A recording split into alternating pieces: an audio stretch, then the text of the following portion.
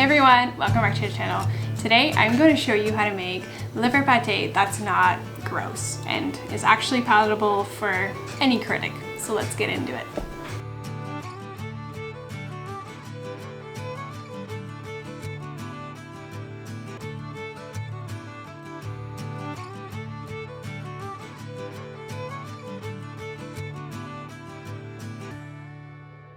Liver, or really any kind of organ meat, is not enjoyable for most people. The consistency is all kind of strange and it does taste very strong, and so a lot of people just don't enjoy eating organ meat.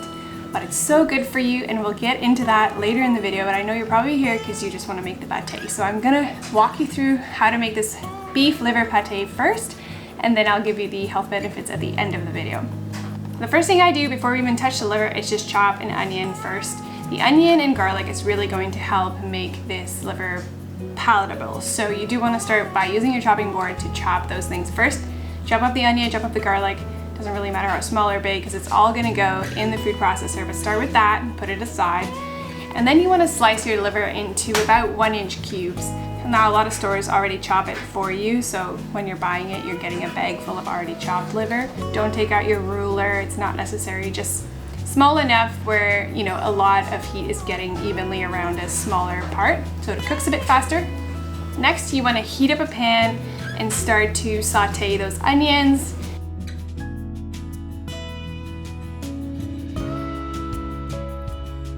And then take it out from the pan because now we are going to use the pan for the actual meat. Place all of the liver pieces side by side in the pan. Don't overcrowd your pan, like do make room for each little piece beside one another. And let that cook for about a minute or two before you flip it to the other side to cook the other side. I like to give mine a little bit of a poke, and when I feel that they're kind of hardening up a little bit and not so squishy, then I take off. I've also noticed that beef liver takes a little bit longer than chicken liver. I don't know what's up with that. Maybe I haven't gotten quality chicken liver yet, whereas I think this is super high beef liver quality. And next we're gonna mix everything in the food processor.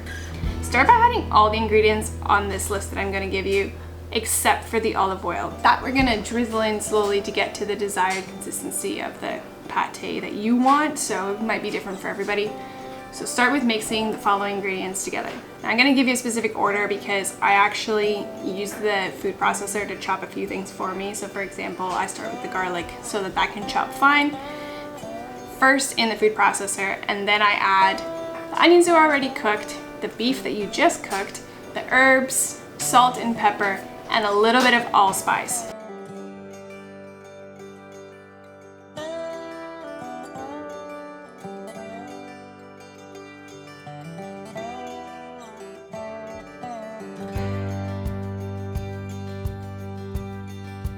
Now the allspice is essential. That is what's going to take this liver pate from tasting all livery and not so great to tasting wonderful. My son just walked in, so if you see a head down here, he's here.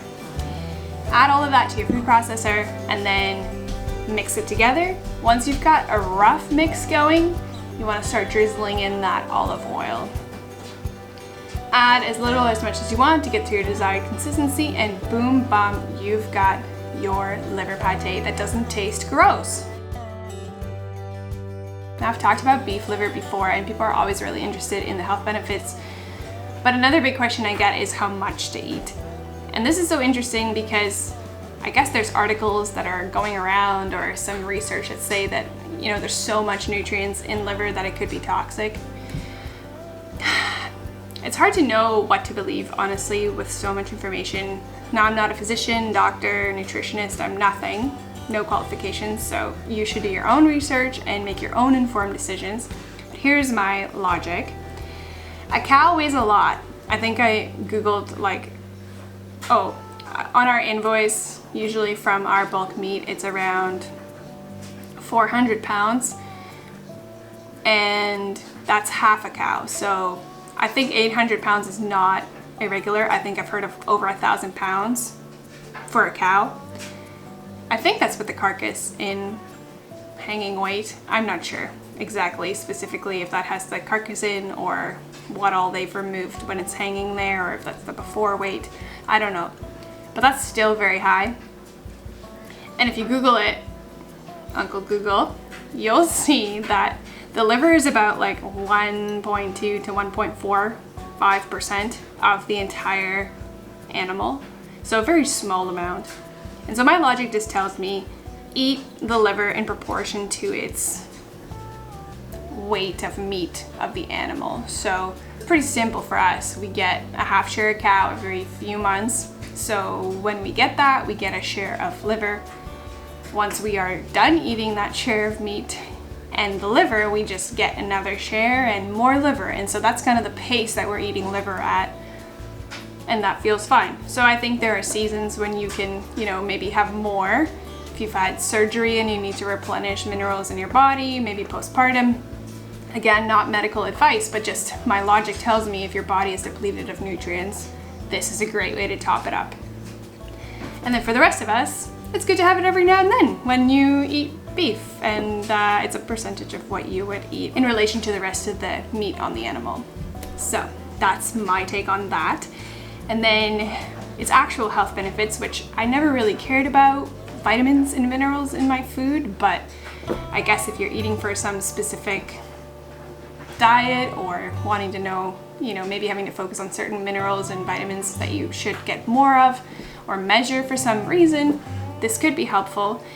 And I've had to track some things in pregnancy or trying to, get a better lifestyle going into a pregnancy. And so this might be helpful for you if you're wanting to know what the benefits are for eating beef liver. So when you're eating organs, it does support your own organs. That's something I've read. It's got a lot of vitamins and nutrients. Vitamins I'm going to read from my list here include vitamin A, vitamin B, and vitamin K, which vitamin K specifically helps you to digest calcium, which is good for your bone health. And so when you're having calcium, it's good to have vitamin K to actually absorb the calcium. This is also good for your bone and dental health. It's high in protein, of course, and then it contains selenium, which protects the body against infections and disease. So great before going into winter when everybody seems to have infections and diseases more. And it aids to healthy blood. So that's what I've read over the years. That's what people say have been proven. So jam-packed with nutrients, and just like all our food, I think if you eat whole food, like genuinely the product that God designed, it will nourish you. I hope that's been helpful. Have a great day. See you in the next video. Bye.